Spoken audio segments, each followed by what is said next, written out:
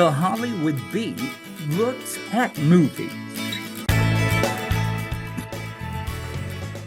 I'm Tandy Culpepper, And I'm Reba Merrill.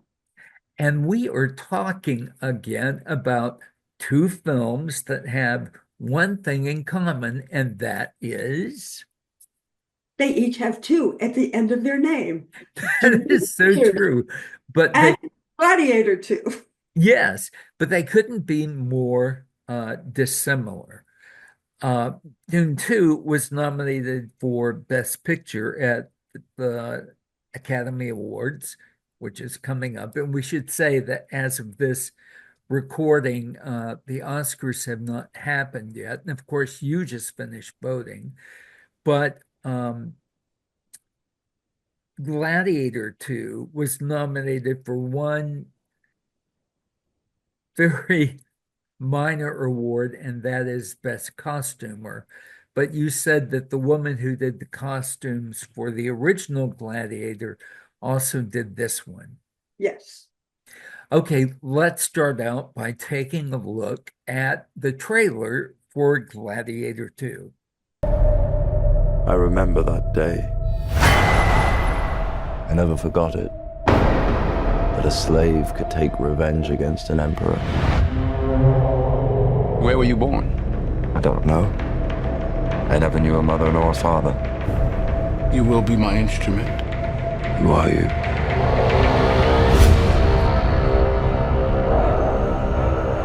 Did you hear that crowd? The greatest temple Rome ever built. The Colosseum. Because this is what they believe in. Power.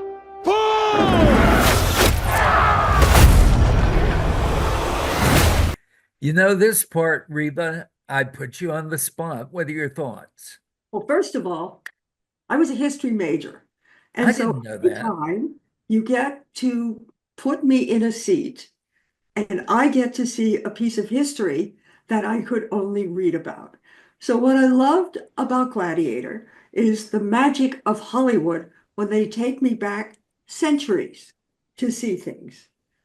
And then I have to admit this, I'm a big fan of Ridley Scott. Oh, love him. And I interviewed him for Black Hawk Down. He's a I fantastic. interviewed him for Black Hawk Down too. Wasn't he good? I mean, the way that because that was a film rooted in fact, and you really don't have the latitude that you do for a film like Gladiator. Okay, wait. I love the word you used, fact. So I want to bring up a part that was in the film, which had the Colosseum flooded, and two ships were in there, one with Romans and one with gladiators. I And didn't know this. well, you didn't see the film? No, I didn't know that what you're getting ready to talk about. Say is that it was really history. It Exactly. was Except authentic. for the sharks, maybe. That's well, he Ridley is going to argue with you. The historian that they used did talk about the boats inside the Colosseum. Her comment, the historian from the university comment was the sharks were Hollywood, fill in the word. I'm not going to use it. But the thing is, Ridley said that it was authentic. I think the only thing that wasn't authentic was the hippopotamus. Now that was interest. No, rhinoceros. Rhinoceros. Oh, I get my animals mixed up. I'm Well, terrible. they have a lot. They're They all look big. alike. They all look alike to me. Um, I he wanted a rhinoceros for the first film, and it would have been CGI if I got this right. And one of his crew members said that it would be prohibitively expensive to do that. So this time around, he got his rhinoceros, and it was animatronic. Well, I guess we have to thank Bruce, the shark from Jaws.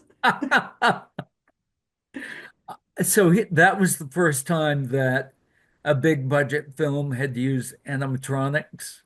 I wouldn't say it was a big budget film, but it was the first time. Yeah, back then maybe it wasn't such a big budget film. I don't remember, but it certainly made a lot of money. This film, every bit of the budget, which was, as we said, up there, 310 million, Ridley did something very smart, I thought, using 11 cameras at once in some scenes, which gave him all the coverage he would need. So I suppose he would be able to do fewer takes. And maybe it's easier to edit. I suppose you're right. I suppose you're right. This film is going to appeal to people who perhaps weren't even born when the first film came out. Do you think you need to have seen the first film to appreciate this one? No, I don't think so. I really don't. I think it stands on its own. And because they're related only through a child who is now a grown man, is the link. The rest of the story unfolds. And I the think only cast member who returns is Connie Nielsen, if I'm correct. I'm not, I don't think any of the other, certainly not Denzel Washington. What yeah. did you think of Denzel? Well, since he's worked with Ridley and Ridley's brother, 2 times with Ridley, 5 times with Tony, I think that's the way they wanted to play this character. Because it was so on Denzel. And maybe, if we're really honest, I think that's what actors like, is to do something that's different. Out of their wheelhouse? Yeah. I questioned whether it would have been in keeping with the times to have a black nobleman, but apparently in Rome there were people from Northern Africa because the Roman Empire went into that. Yeah, it was so vast at the time. There are so many things about this. You say you love history, and this certainly serves up a big slice of history when the Roman Empire was the preeminent force in the And you known world. watch it implode slowly. And it's Yes, not. So no, yes. this is a story we should really pay attention to. And very many aspects, even if it's not the history that you're looking at, it's the sheer extravaganza. It's like the major big top. They didn't have Netflix back then, so they had the Colosseum and gladiators fighting for their amusement. It's a spectacle, a major spectacle. And that's why I like to go to the movies. Escapism. Yeah. Any final thoughts on this film? Why people should see it? I think it's just glorious to look at. I do. I like being taken someplace else and just get lost in it. I think that's what I love about movies. Okay, moving on to Dune 2. Let's play the trailer. It's breathtaking. When you see sand here, imagine water. If you dive in, you can't reach the bottom. You dive in. Yes, it's called swimming. I don't believe you. In the shadows of Arrakis lie many secrets. But the darkest of them all may remain. recipient of House Atreides. Your father didn't believe in revenge. What if Paul Atreides were still alive?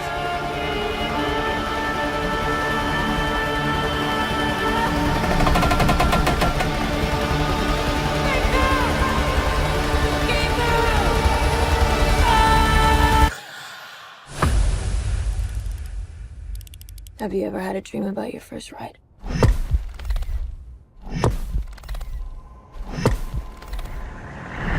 Don't try to impress anyone. You're brave, we all know that. Be simple. Be direct.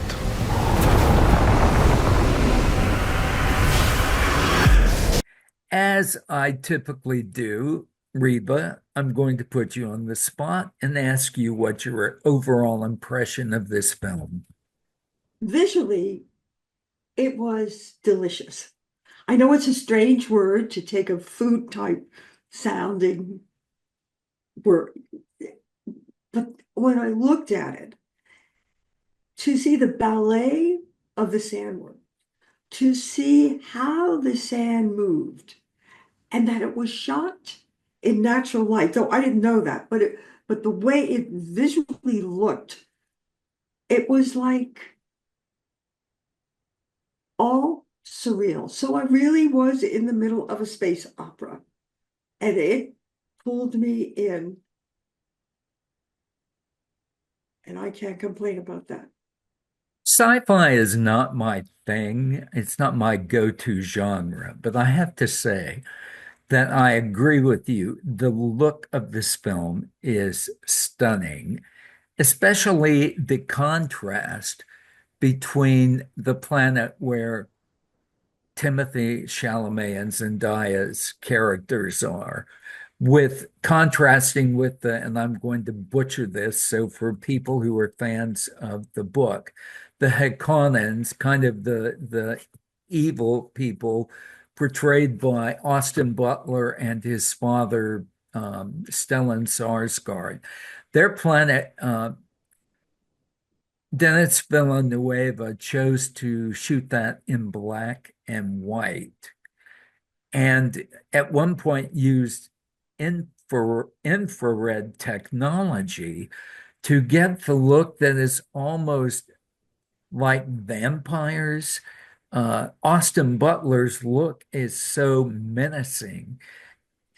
People who've seen him in other projects, I think, will be stunned to see this. You mean you're telling me he's not Elvis Presley again? No, I'm sorry. Don't step on my blue suede shoes. This isn't. It's interesting that you say that.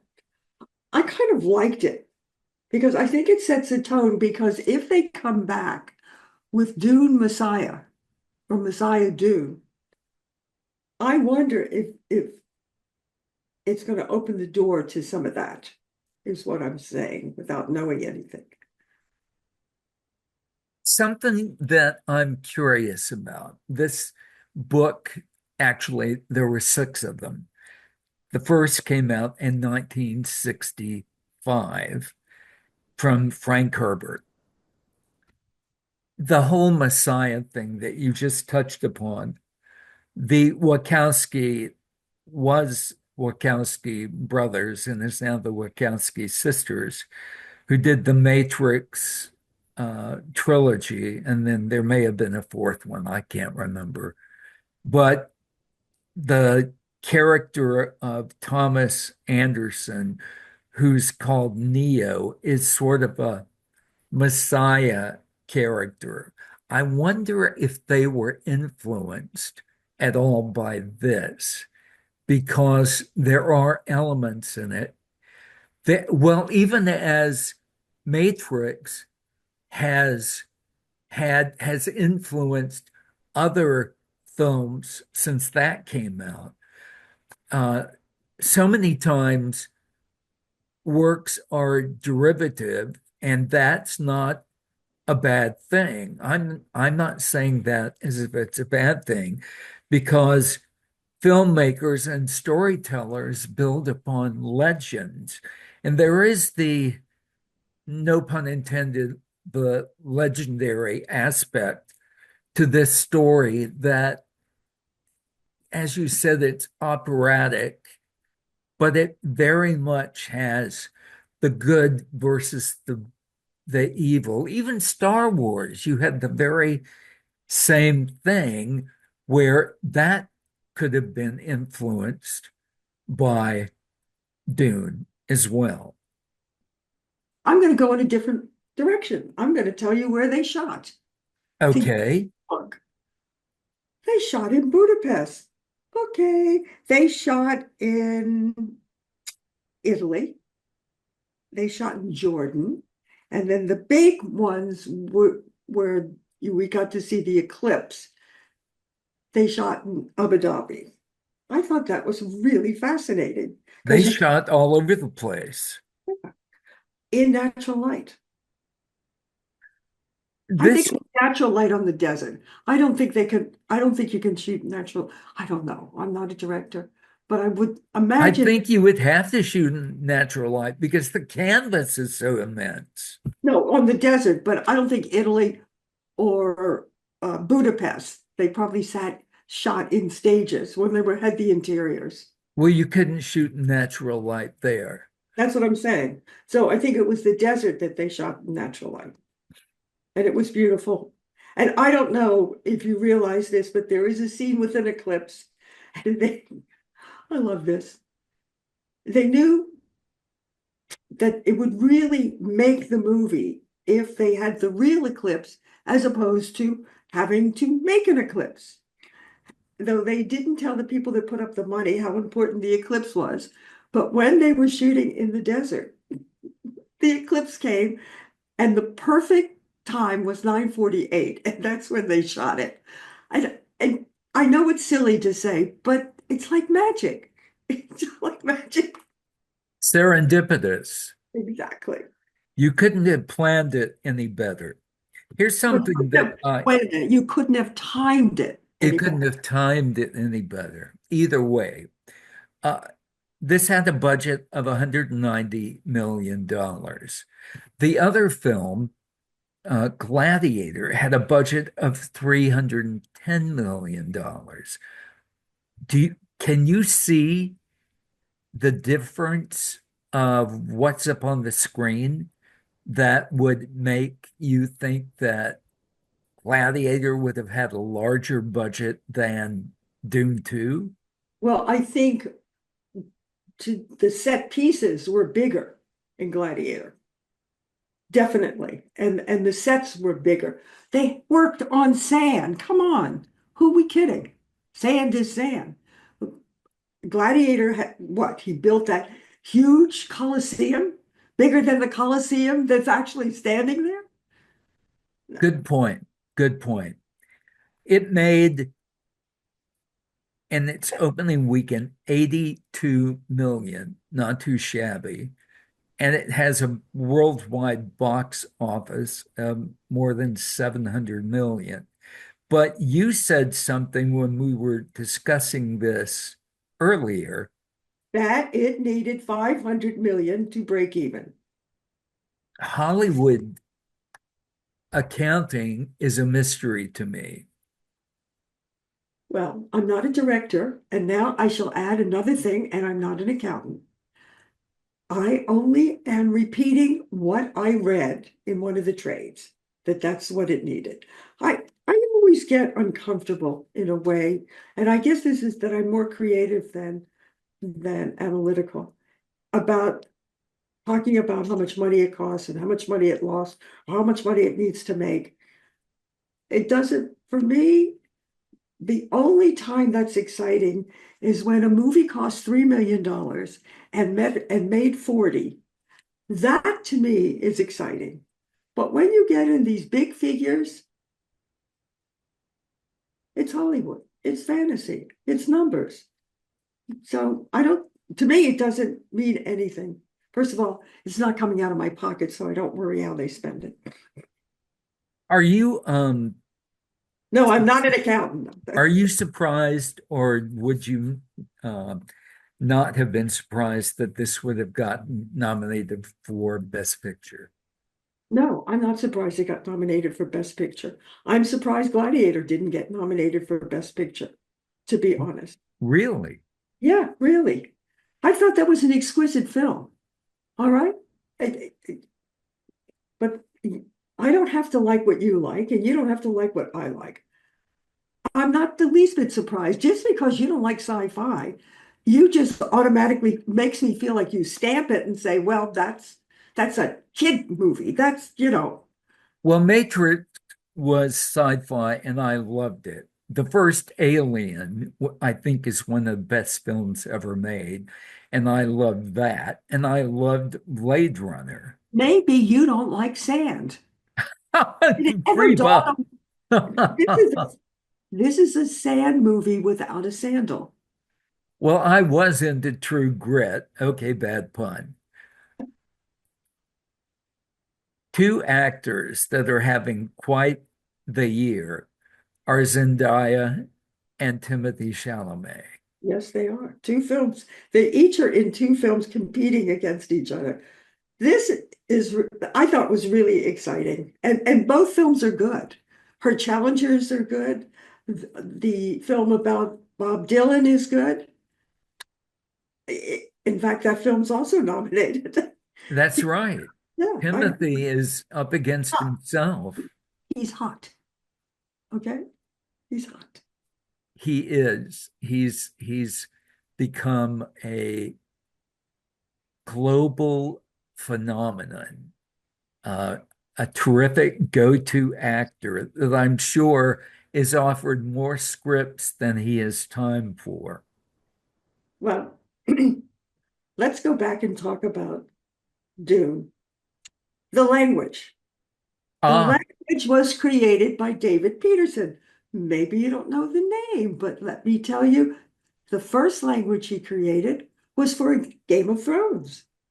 So this is a guy who knows his way around languages.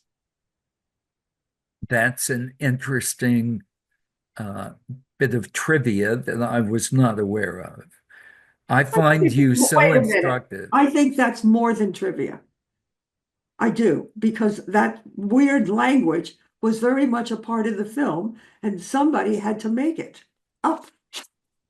Do you think it would have been any less a film if the language wasn't in there? No, I think it needed the language. It needed to draw a line in the sand, so to speak. We're just full of puns today. Well, when the sand blows, it's really beautiful to look at until it gets in your eyes. And then it's not so much fun.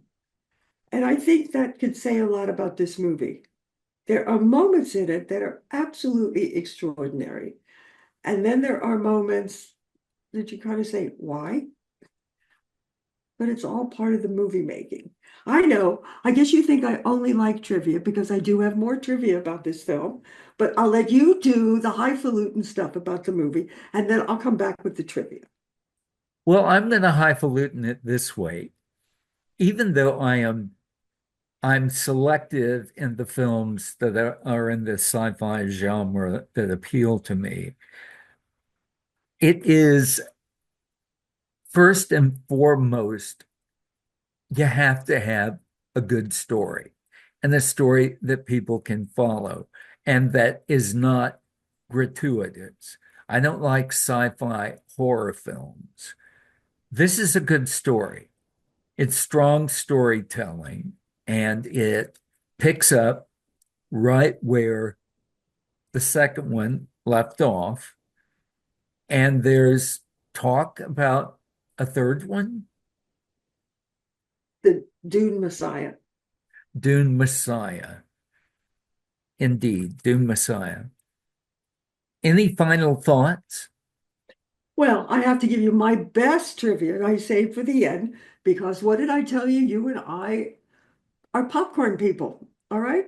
So AMC, which is a large theater chain, designs popcorn boxes for films they think are going to be big or controversial. whatever, and they Uh-oh. designed a popcorn box for Dune 2. And it became the darling of the TikTokers. You know who you are, you TikTokers. It was in such demand that it now goes for $200 to $300.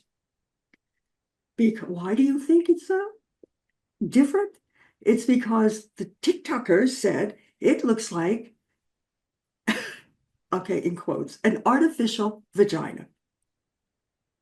And what did the AMC folks think about that? They sold out. I think that speaks for themselves. Wow. Okay. My final thoughts are that if you read the book, which I haven't, any of them, you you will be completely smitten by it's all up there on the screen. But if you haven't read the book, you can still take in the story with exceptional visual artistry that for the 2 hours and 48 minutes that you're sitting there will make it well worth your while. All Also, right. the performances were wonderful. Yes, they were. The chemistry between Zendaya and Timothy was totally believable, And that's because it's a love story. Got it? which most films are when you get down to it. There are various plots, and there are like probably four that you can count on your hand. Okay, I'm Tandy Culpepper. I'm Reba Merrill, and we love movies. We do indeed, and thank you for joining us on the Hollywood Beat.